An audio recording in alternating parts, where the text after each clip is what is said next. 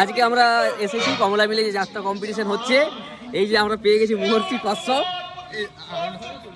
তাহলে আজকে যাত্রা সম্পর্কে কিছু বলো।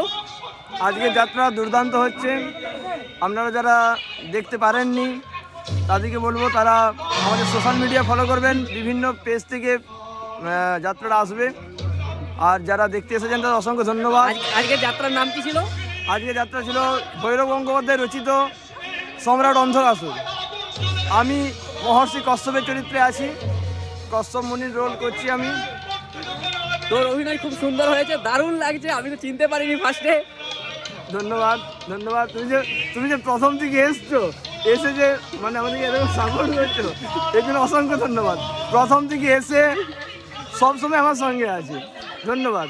আমরা এখন ভিডিও করছি গ্রিন রুম বলে না, কি বলে গ্রিন রুম মানে পিছনে যাত্রা স্টেজের পিছনে। এই যে আমরা সিট পেয়ে গেছি, শিব রয়েছে, সব রয়েছে, নারদ রয়েছে, স্বয়ং বিষ্ণু রয়েছে। আর আমার সঙ্গে এসছে আমাদের সৌরভ, তার সঙ্গে যে আমি কাকাকে পেয়ে গেছি, কাকা আছে আমাদের ছাত্র। এই যে আরো দুই ছাত্রছাত্রীকে পাওয়া গেছে, রিজু আর আমাদের সিঞ্জিনি, সব যাত্রা দেখতে এসছে। ভালো পরীক্ষা দিয়েছে, ওটা বলো। স্যারের অভিনয় দেখতে এসেছে। ভালো পরীক্ষা দিয়েছে, ওটা বলো। আজকে ভালো পরীক্ষা হয়েছে। একটু বিষ্ণুকে দেখিয়ে দিই।